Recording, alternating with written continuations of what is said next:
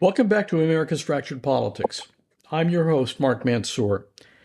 Today we're diving into an issue that cuts to the heart of American democracy, the independence of our judiciary and the escalating political rhetoric that threatens it. Joining me is Marc Friedman, a longtime federal court lawyer and former member of the U.S. Supreme Court Bar. Marc has spent decades inside and around the federal judicial system, and he's written extensively about the growing danger of political attacks on judges. Marc, welcome. Well, thanks, Mark. It's great to be here. You're a friend, and we're going to have a conversation we absolutely need to have right now, in my opinion. You open your essay by saying you're alarmed that this moment poses a real threat to the foundations of judicial independence. What specifically triggered that level of concern?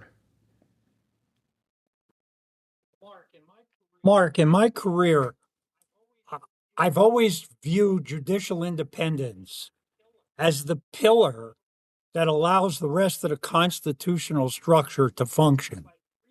But in recent years, unfortunately, we've seen something vastly different from the Trump administration. This is true in his first administration, and it's certainly been true over the last year. There has been a coordinated effort by Trump and his minions, people like Miller, Holman, Noam, Rubio, and others, to delegitimize judges themselves, not to just criticize rulings, which is normal and that's okay. But what these folks are doing, Mark, is they're attacking the character, the motives, the integrity of judges who rule against the administration. When those attacks come, as they have been with greater frequency, from high ranking officials like the ones I mentioned, it weakens the public's confidence in the judiciary. That alarms me.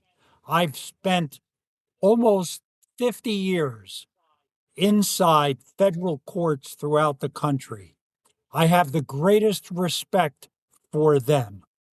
And the disrespect, the insults that I see from the Trump administration are deeply alarming to me. Well, he's not discriminatory. He attacks his own judges as well. He doesn't seem to have any particular animus toward his own judges until they rule against him. And once he does, he goes after them the way he goes after Obama or Clinton or Biden appointees. So he's an equal opportunity critic. So this isn't a matter of disagreement over legal reasoning. You're saying it's a broader attack on the institution. It's a much broader attack on the institution. What this administration is doing is portraying our judiciary, mainly the federal judiciary, as a political enemy rather than a co-equal branch of government. And I might say that the administration is doing the same thing to Congress as well. As you know, the Constitution has set up three co-equal branches of government: the legislature, the executive, and the judiciary. And what the executive is trying to do now is put the squeeze on the other two to render them either impotent or solely showing fealty to Trump and his, I would suggest, personal needs. In your article, which I recommend highly, you reference statements from Trump and several of his officials. For example, Vance, Miller, Bondi, Patel, Tom Homan, framing judges as biased or corrupt. What concerns you most about the rhetoric? You know what? Let me preface my answer by reading from Trump's Memorial Day message, which he posted on Truth Social. Uh, uh, he says, and I will quote it, uh, talking about decisions that have questioned or held invalid some of his immigration actions. Here's what he says. He says, judges who are on a mission to keep murderers, drug dealers, rapists, gang members, and released prisoners from all over the world in our country so they can rob, murder, and rape again, protected by these USA hating judges who suffer from an ideology that is sick and very dangerous for our country. That is just one example of many where there are unprecedented personal attacks on the morality, the integrity, even the intelligence at times of federal judges who have ruled against Trump's positions. This is very frightening to me. The most troubling part of these kinds of statements, Mark, is that they're not tied to specific legal arguments. They're not saying, oh, well, the court misinterpreted this case or read a statute incorrectly. These are vituperative personal attacks, and they are specifically designed to convince the public that our judges and court system can't be trusted. And I'll tell you, when people start believing that our courts are just political combatants, then judicial decisions lose their authority, and we are on a slippery slope toward the weakening of the rule of law, which has made America the shining city on the hill. What do you think, and this is just off the top of my head, what do you think of the behavior of some of the Trump judges? Doesn't that, what's the word I'm looking for? Doesn't that cause the judiciary harm as well? Well, we have many hundreds of lower court federal judges. Some of them sometimes are going to make mistakes or appear to be politically motivated. Like, for example, the judge in Florida, whose name eludes me at the moment, who was handling the Mar-a-Lago document case. But that's why we have appellate courts. We have appellate courts to correct those trial court judges who misapply the law, who misinterpret the facts, who abuse their discretion. There will always be a small number of them. But I suggest to you, it will remain a small number of judges who are politically motivated. In fairness, the appeals courts have done a good job of striking them down when they've gone off the reservation. What do you... Yeah, just to follow up on that, I heard a statistic yesterday morning that Trump has lost over 80% of the cases that have been litigated. That's an extraordinary number. And those are cases that were decided by judges who were appointed to the bench, starting with Ronald Reagan and continuing right up to Trump in his second I think term. that's what's stoking Trump's anger, because these judges are ruling against him en masse. Right. What do you think are the practical consequences when the public begins questioning the neutrality of the judiciary? I think the consequences are very serious, as I posited in my article that you referred to earlier.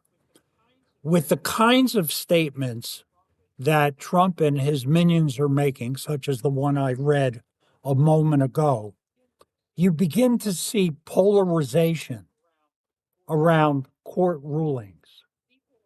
People accept decisions not because they're legally sound, but because they like the outcome. That undermines the principle of everyone standing equally before the law. If the courts are viewed as just another political team, or should they act as just another political team, which I don't think is happening, at least with regard to the lower courts, then our constitutional rights, yours, mine, all the people who are listening to this, their rights become contingent upon who's in power. And right now, with Trump in power, that would be a serious situation were our constitutional rights to be contingent upon his whims. This is an attack on the idea that law should rise above politics, is it not? That's absolutely the case. As I said, I have spent most of my professional life litigating cases in federal courts around the country. Have I agreed with all of the decisions that were rendered in cases I was involved in? No, I have not. Sometimes I think judges were wrong. Most of the time, I think they were right. But I never thought any of the judges I appeared before were politically motivated. And that's because the law should rise above politics. I am firmly committed to seeing what I can do to help the rule of law continue to have the viability in our country that it has in the past. Judicial independence is the mechanism that ensures rights aren't voted away by whoever may be in the White House, whoever may be in Congress, whoever may be the head of DHS. Uh, uh, the law must rise above politics, as it's done for, well, 250 years. Another point you make is the suggestion, sometimes subtle, sometimes explicit, that court orders can be ignored or sidestepped if they conflict with political goals. Walk us through why that's so dangerous.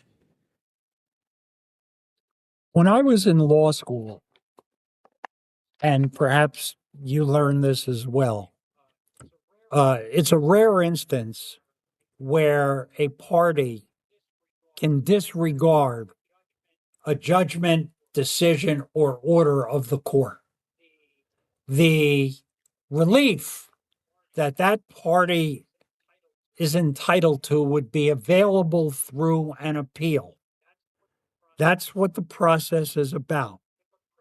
If a president or his senior officials, like happening now, suggest that judicial decisions are optional, it strikes at the heart of separation of powers. It goes all the way back to Marbury versus Madison. Compliance with court orders isn't a courtesy to be shown by the executive.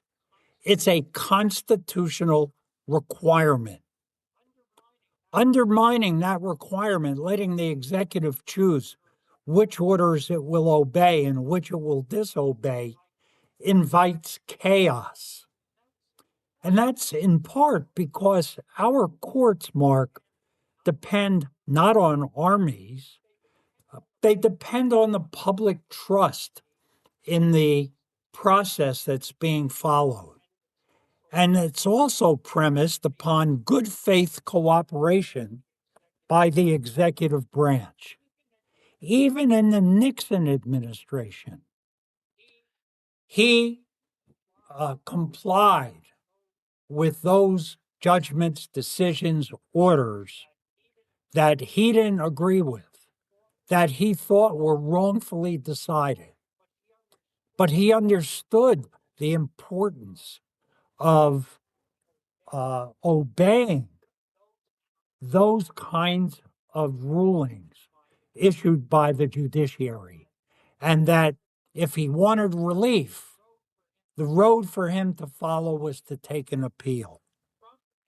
Trump and his people seem not to agree with that time-tested approach. You also mentioned some concerns about the Supreme Court's growing use of emergency procedures, brief and explained orders, also known by many as the shadow docket. Why does that factor into public distrust? Well, the shadow docket, in my opinion, is a huge problem. That's when the judges decide cases, typically dealing with injunctions, in a very quick time frame without explaining the reasoning that they're following for making the decisions they're making. That's what the shadow docket is. And there are at least two issues that arise from that. Number one, the lower courts have to guess at what the Supreme Court justices were thinking. And I'm sure they don't always guess correctly. That's problem number one. Problem number two, shadow docket judgments, orders, opinions leave the public questioning, leave me questioning on whether justice is being done in a deliberate, principled, non-political way, which is the way in which our Constitution and judiciary are supposed to be working. Even if the rulings made in the shadow docket are legally correct, the perception of opacity damages the trust that our population has had in our courts and should have in our courts. I feel very strongly about this, in part because I was a practicing lawyer, in part because my clients and I had to live with decisions that we thought were wrong. That's the system. But it seems to be a system that Trump and his acolytes want to trash for decisions that are contrary to the outcomes that they Let wanted. me follow on that. There's a lot of concern about the Supreme Court and its decisions and whether or not it's become political and is in fact harmful to the judiciary's level of trust with the public as well. Talk about that for a second. I flip flop on that. Sometimes I read the opinions and I say the majority is the conservative majority is acting politically and not in accordance with the law. There are other times where I take a deep breath and say, well, Mark, maybe that's not true. Maybe it's just that you disagree with the outcome. I will say this. I believe that at least two of the justices, Justice Alito and Justice Thomas, do seem to act out of political beliefs that they maintain rather than by applying the law to the facts, which is what justices are required to do. You describe the erosion of judicial independence as something that rarely happens all at once. What does that gradual erosion look like? Well, it begins with a litany of accusations, such as the one I read from Trump before. The judge is biased. The court is illegitimate. The judge has ruled politically. It's an Obama, he or she are an Obama judge or a Biden judge. Over time, these statements repeated over and over and over become normalized. Some people, hopefully not all, start saying, hey, maybe they're right. Maybe the judges aren't neutral after all. Maybe they're politically motivated. When that mindset, Mark, sets in, and it certainly has with some people, the institutional guardrails designed to protect our judiciary weaken. And once those guardrails weaken, they are very, very hard to rebuild. It's a gradual erosion of trust in our judiciary that the statements, much like the one that I read to you before, are creating. As we know, Trump likes to um, sort of reflect his own views onto others, and he calls judges corrupt all the time. How much damage does that do to the public's trust? Because hearing that word corrupt again and again and again, which is something he does, has to be damaging. I think over time, those kinds of statements tend to influence some portion of the population to distrust our courts. And I consider that to be a serious constitutional issue.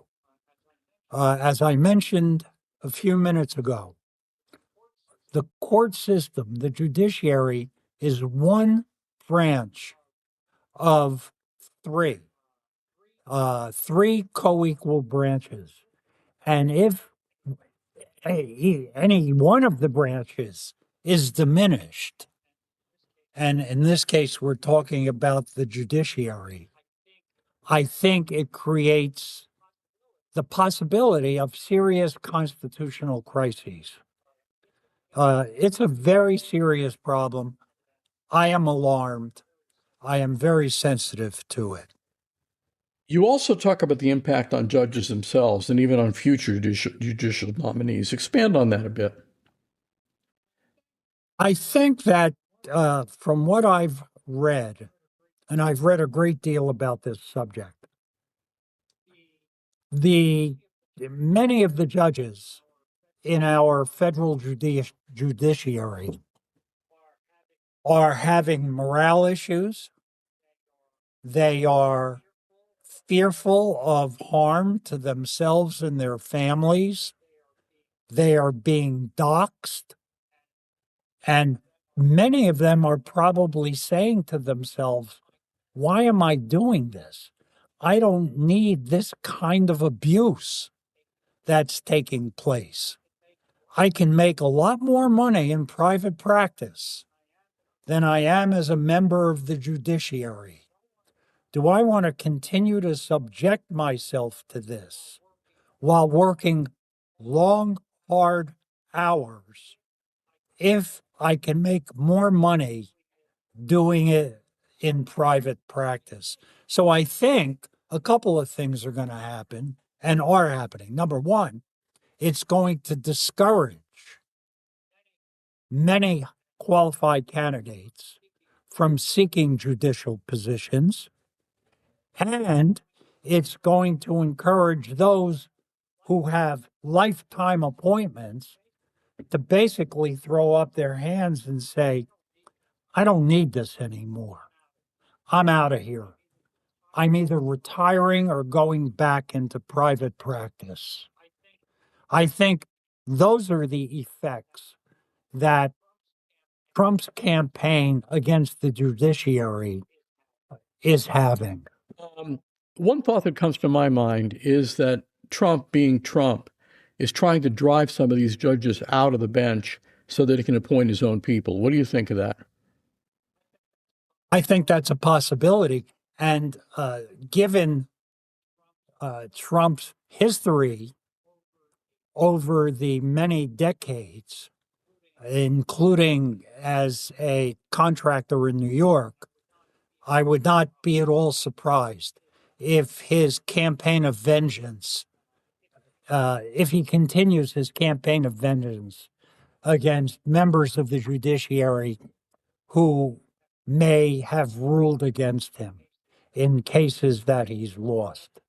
That's just the way he conducts himself. To me, it's the Roy Cohn model of justice. And Donald Trump was very close to Roy Cohn. I think Roy Cohn was a detestable human being with a deplorable set of values. And it's evident to me that Trump has been influenced by Cohn to practice those values as well. Deny. And blame others, which, by the way, is a typical reaction by a person who has narcissistic personality disorder, is never take responsibility yourself, blame others, deny, as you said, and attack. And we've seen that in Trump's history going back to his days in Queens. No different now than what it was before. You know, the idea of judges hesitating to do their jobs because of threats or political pressure is chilling. Talk about that a little bit. Well, exactly. That's why our framers, the Hamiltons, the Madisons, the Monroes, concluded that federal judges should have life tenure so that they would not fear the consequences of making decisions that might be unpopular. That security of a lifetime position is what gives federal judges the opportunity to call them as they see them and not be guided by the political desires of those who may be sitting in the White House or in Congress. Uh, the lifetime tenure was so they won't fear the consequences of making decisions that may turn out to be unpopular.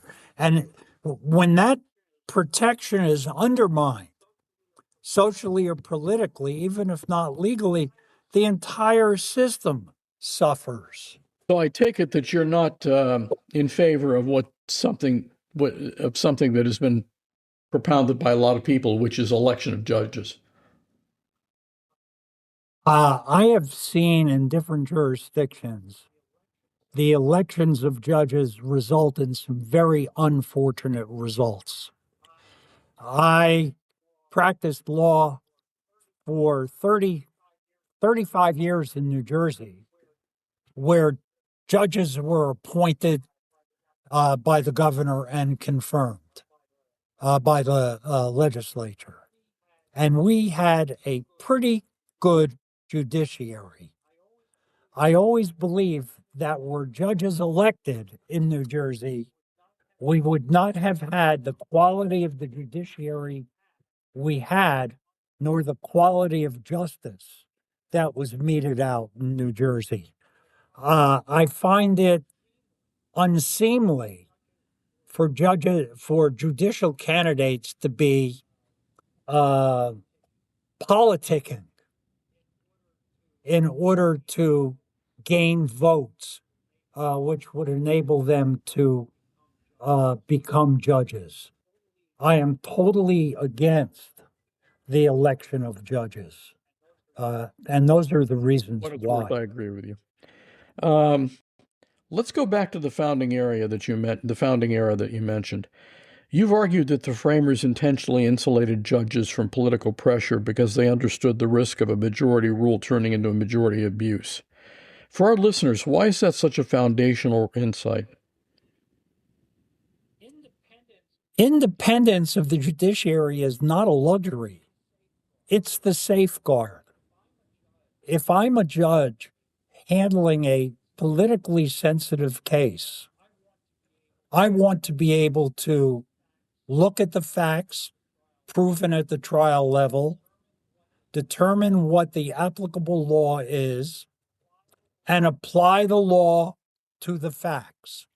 It's like calling balls and strikes.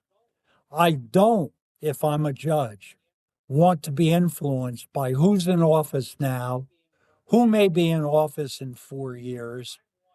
I want my independence to make the best ruling I can make in each and every case I have.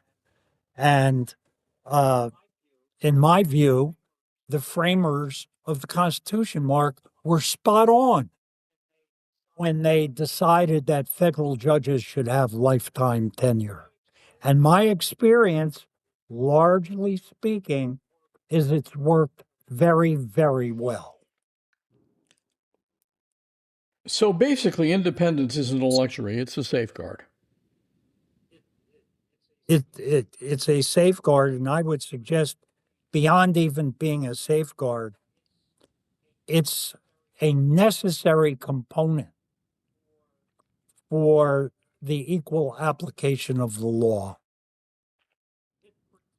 It protects against raw political power, like what Trump is trying to arrogate to himself, from overwhelming important constitutional principles like separation of powers, like the First Amendment, like the Fourth Amendment.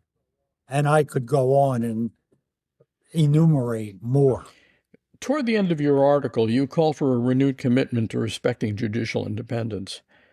How does that look practically? I think there are three components of that, Mark. First, leaders like the ones we mentioned before, Trump and Vance and Miller and Noam and Homan and even Bessent and others, need to stop attacking judges like they've been doing. It's okay to criticize a decision. It's okay to say it's wrongly decided and here's why.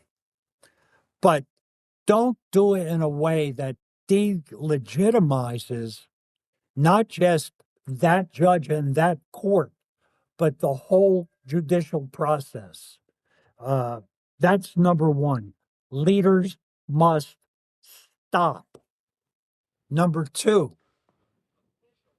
officials, in my view, must comply with court orders, even when those orders may be politically inconvenient. That is non negotiable. And number three, going back to the shadow docket, courts themselves must be transparent and deliberate. The judiciary must reinforce the public trust by showing its work and how its decisions are made. Those are three ways, in my opinion, in which there can be a renewed commitment to judicial independence. Let's talk about ordinary citizens, lay people who aren't lawyers. What role do they play in this whole process? I think that ordinary citizens play a huge role. They need to reject this narrative that the Trump administration particularly has promoted, that judges who rule against them are simply political actors. Ordinary citizens, in my view, need to defend the idea that justice is impartial. Our democracy is not going to survive unless ordinary people believe in fair, neutral institutions, particularly the judiciary. This has been an incredibly enlightening conversation. The points you've made are powerful and they're important, and I urge everybody to take them to heart. The insights that you've shared remind us that the rule of law is not guaranteed. It requires active protection. Thank you so much for joining me today. Well, I would also say, Mark, it requires active protection by politicians, government officials, congressmen and congresswomen, ordinary citizens, governors, state legislatures. everybody plays an important role in ensuring that our judiciary has the continued respect that it needs in order to be able to play an effective role in our democracy. I want to thank you for inviting me to share my ideas with you. I look forward to doing it again on another topic that we think will be of great interest to our listeners. To the audience, thank you for tuning in. I appreciate it. If you found today's episode valuable, please subscribe and share. Until next time, I'm Mark Mansour, and this has been America's Fractured Politics.